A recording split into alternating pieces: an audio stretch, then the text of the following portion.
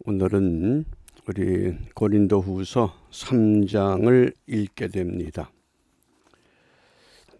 우리 오늘 묵상의 주제가 3절 말씀입니다. 그리스도의 편지. 그리스도의 편지. 우리 말씀을 함께 읽습니다. 너희는 우리로 말미암아 나타난 그리스도의 편지니 이는 먹으로 쓴 것이 아니요 오직 살아계신 하나님의 영으로 한 것이며 또 돌비에 쓴 것이 아니요 오직 육의 신비에 한 것이라. 아멘. 2장에서는 너희는 그리스도의 향기라고 말씀합니다. 그리스도의 향기. 두 가지 냄새를 소개했습니다. 생명의 냄새가 있고 사망의 냄새가 있다. 사망의 냄새는 악취가 될 뿐만 아니라 나도 실패하고 다른 사람까지 실패하게 합니다.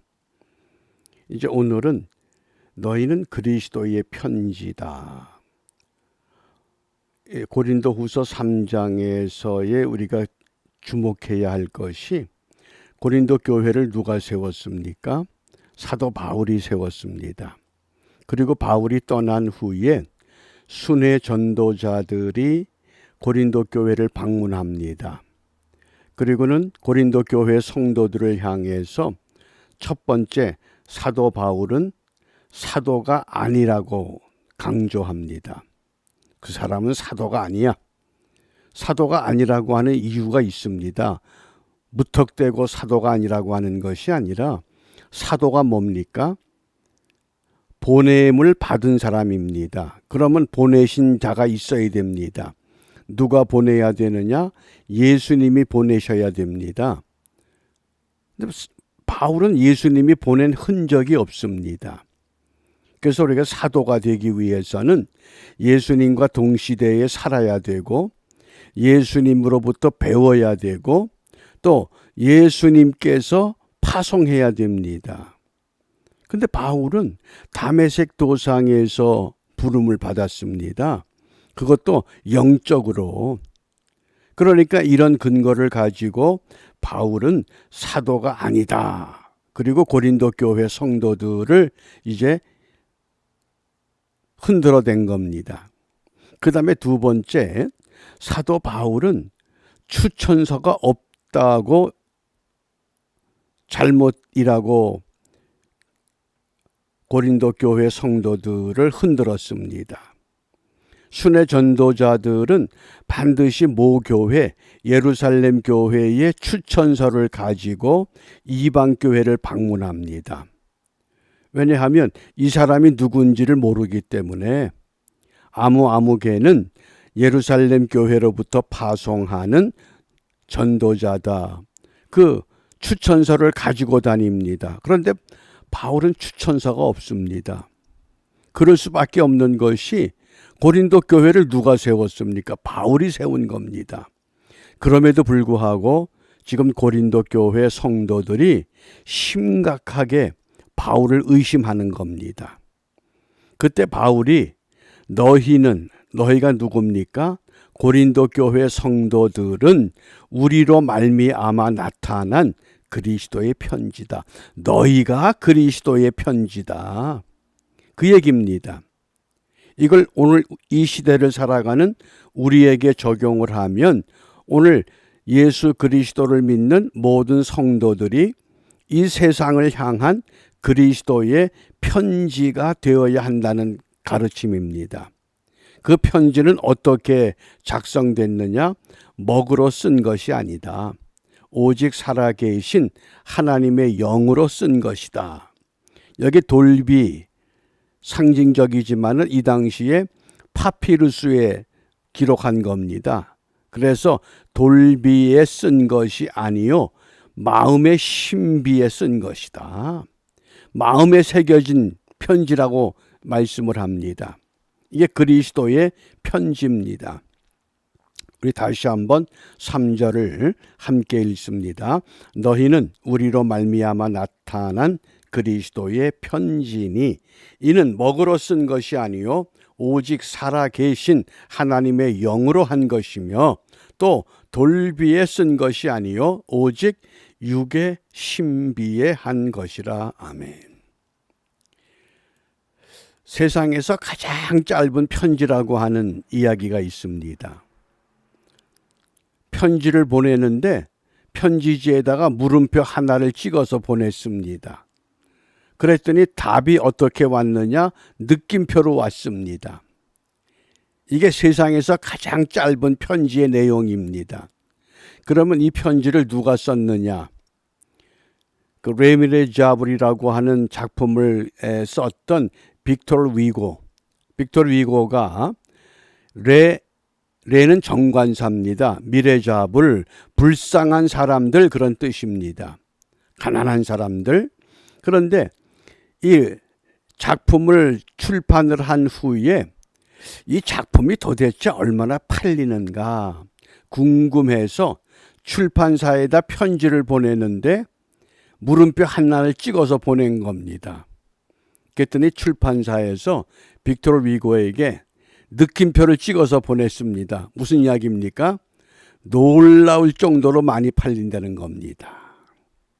오늘 하나님이 우리를 그리스도의 편지로 세상에 보냈습니다. 하나님이 세상 사람들에게 물어봅니다. 어떠냐? 정말 느낌표가 찍혀질 것인가 아니면 말없음 표가 찍혀질 것인가? 얘기하기도 싫다. 얘기하기도 귀찮다. 대부분의 많은 그 신학자들이나 사회학자들이 한국 교회가 위기라고 그럽니다. 그 위기의 원인은 무엇이냐? 교회 수가 적어서 교인이 적어서가 아니라는 겁니다. 뭐가 잘못됐다는 겁니다. 그 잘못이 무엇이냐? 그 잘못이 무엇이라고 생각됩니까? 교인들이 말하는 것하고 행하는 것이 맞질 않다는 겁니다. 언행이 일치되지 않기 때문에 이것이 한국 교회의 위기가 되었다고 그럽니다. 대략 한 15년 전부터 시작됐다고 그럽니다. 거기에 코로나라고 하는 이 팬데믹 시대를 만나서 더 큰 위기를 지금 직면하고 있습니다. 이러한 때에 오늘 바울을 통해서 다시 한번 너희가 그리스도의 편지로 다시 일어서야 된다고 말씀합니다. 그래서 그 배경이 그렇습니다. 1절과 2절에 보면 우리가 다시 자천하기를 시작하겠느냐? 우리가 어찌 어떤 사람처럼 천거설을 너희에게 붙이거나 혹 너희에게 맞거나 할 필요가 있느냐? 너희가 우리의 편지다. 우리 마음에 썼고 뭇 사람이 알고 읽는 바다. 무슨 추천서, 무슨 사도, 그게 중요한 것이 아니라 내가 너희들에게 복음을 가르쳤고 너희들이 고린도 교회의 구성원이 되었고 지금까지 고린도 교회 성도들로 지내고 있지 않느냐. 그 이상 더 좋은 게 뭐가 있느냐. 너희가 그리스도의 편지다. 추천서가 중요한 것이 아니고 사도의 권위가 중요한 것이 아니다. 사도로 말할 것 같으면 나는 예수님이 직접 불러주지 않았지만은 다메섹 도상에서 신령한 체험을 했다. 이방인의 사도로 나를 불러주셨다. 이렇게 고백을 한 겁니다. 그게 3절인 겁니다. 너희는 우리로 말미암아 나타난 그리스도의 편지다. 그래서 지워지는 먹으로 쓴 것, 잉크로 쓴 것이 아니라 하나님의 영으로 썼다. 돌비에 쓴 것이 아니라 마음에 썼다. 일부 사람들이 읽는 그런 글이 아니라 세상 모든 사람이 읽어야 할 글이다. 하나님이 2개의 편지를 세상에 보냈다고 합니다. 그 첫 번째 편지가 성경책입니다. 두 번째 편지는 그리스도인들입니다. 그런데 세상 사람들에게 성경책 주면서 읽으라 그러면 읽겠습니까? 안 읽습니다. 예수 믿는 사람도 성경 읽으면 졸음이 와서 못 읽겠다 그러는 판인데, 그러면 세상 사람들이 어떻게 읽어야 되느냐? 저와 여러분이 세상에 나가서 그리스도의 편지가 되려는 겁니다. 우리의 언행 심사를 볼 때에 이런 사람들이 예수 믿는 사람이구나. 마치 그 안디옥에서 예수 믿는 사람들을 그리스도인이라고 불렀던 것처럼 오늘 이 시대에도 그리스도인들이 세상에 나가서 예수님의 삶을 보여주면 됩니다. 그러면 위기를 우리가 극복할 수 있고 이 무너져가는 이 흔들리는 기초를 다시 분명하게 세워놓을 수 있는 줄 압니다. 그래서 이것을 바울은 지금 어떻게 말씀하느냐? 기준을 바꾸라 그럽니다. 5절입니다. 5절 함께 읽습니다.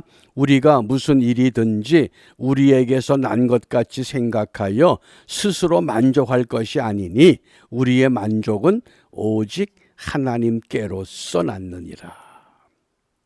우리가 그동안 얼마나 만족했습니까? 선교 136년 만에 이렇게 전체 인구의 4분의 1, 25%가 기독교인이 되었다. 세계에 30대 대형 교회가 있는데 그 중에 절반이 한국에 있다. 스스로 만족했거든요. 스스로 자랑했거든요. 그래서 이 만족이라는 게 뭡니까? 만족은 기준을 바꾸는 게 만족입니다. 나를 기준했다가 그 기준을 하나님께로 돌리는 게 만족의 시작입니다. 스데반이 돌에 맞아 죽는데 스데반을 기준으로 하면 그게 뭐예요? 그건 아주 비극입니다. 처참한 광경입니다. 그런데 기준을 하나님께로 뒀잖아요. 주님, 저들을 용서해 주셔요. 저들이 알지 못해서 저래요. 예수님께서 십자가의 고통 가운데서 왜 나를 버리십니까? 그러고 막 울부짖을 때에 기준을 바꾸잖아요. 나의 원대로 마옵시고 아버지 원대로 돼야 된다. 만족은 기준을 바꿔야 됩니다. 그런데 우리가 신앙생활하면서 자주 그런 일을 경험하잖아요. 나만큼 봉사하는 사람이 어디 있고, 나만큼 열심 내는 사람이 어디 있고, 나처럼 하는 사람이 어디 있느냐. 그게 다 자기 기준이거든요. 근데 그걸 바꿔야 된다는 거예요. 왜? 스스로 만족할 것이 아니라 하나님이 기뻐하는 것, 하나님이 정말 원하는 것, 이게 그것으로 우리가 돌려야 됩니다. 그래서 그렇게 바꾸어진 상태를 무엇이라고 그러냐? 8절 말씀에 보면 하물며 영의 직분이 더욱 영광이 있지 아니하겠느냐. 영의 직분이라는 거예요. 우리가 목사가 됐든 전도사가 됐든 장로가 됐든 권사가 됐든 집사가 됐든 그 직분이 무엇이냐? 그게 영의 직분으로 받아들이라고 하는 말씀입니다. 영의 직분은 뭐예요? 영의 직분이라고 하는 것은 세 가지 요소가 갖춰져야 됩니다. 첫째는 자원하는 마음이 있어야 돼요. 누가 시켜서 하고 누가 보기 때문에 하는 그런 것이 아니라 분명히 영의 직분은 자원하는 마음으로 해야 됩니다. 그 다음 두 번째, 영의 직분은 감사하는 마음으로 해야 돼요.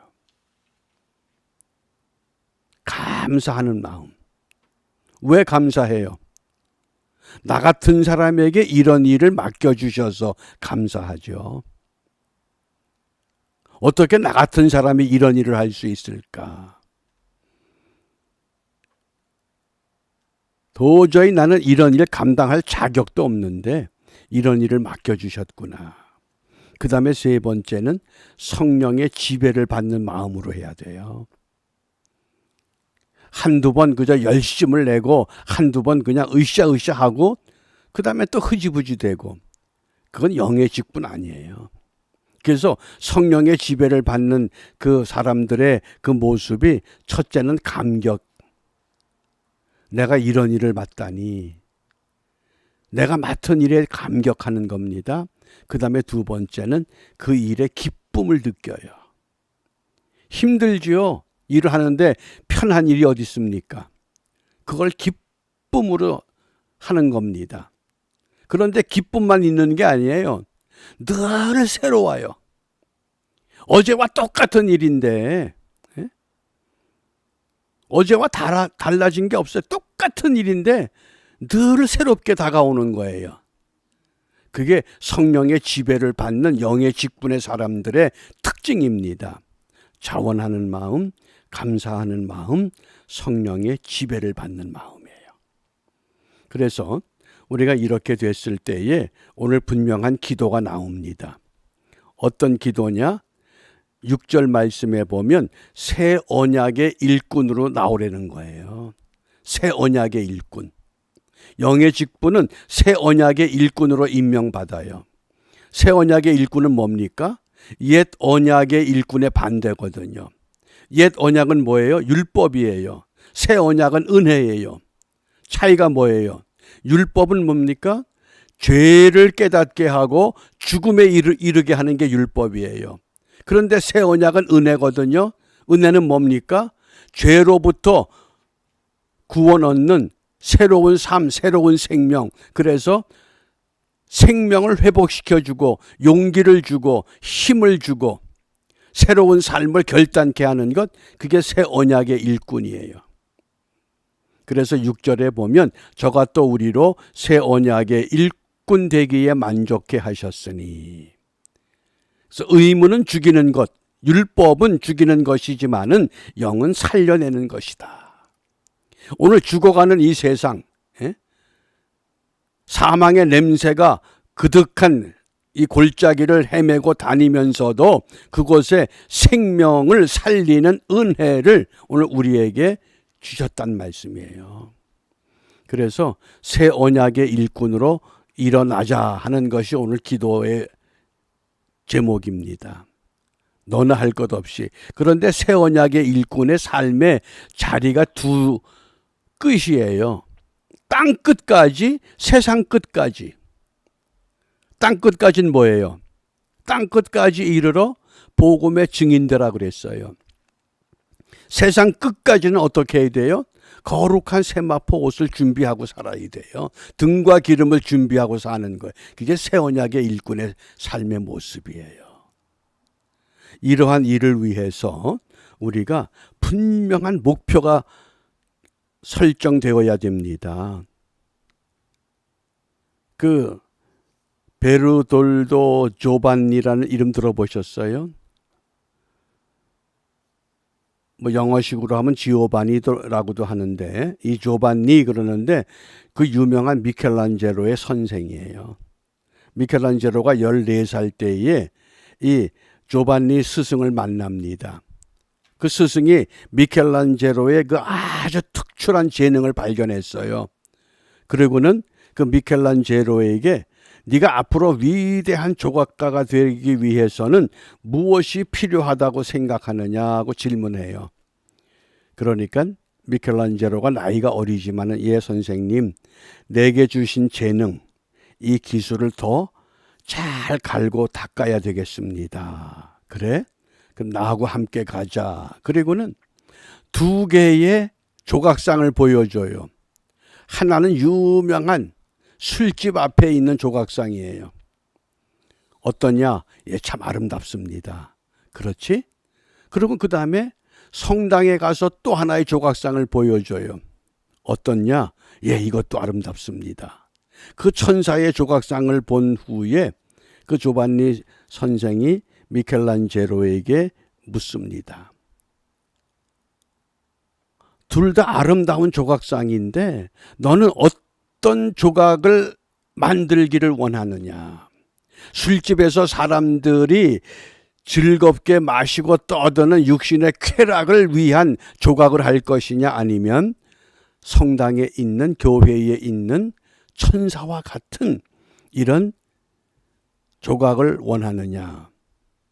그때 미켈란젤로가 결단했다는 거예요. 선생님, 나는 앞으로 이 재능을 하나님을 위해서 써야 되겠습니다.